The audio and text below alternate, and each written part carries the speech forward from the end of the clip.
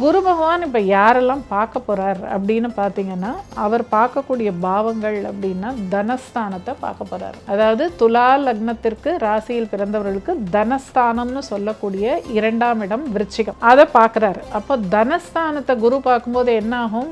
பண வரவு நல்ல விருத்தியாகும், நல்ல எக்ஸ்பேன்ஷன் அப்படின்னு சொல்லலாம் இல்லையா?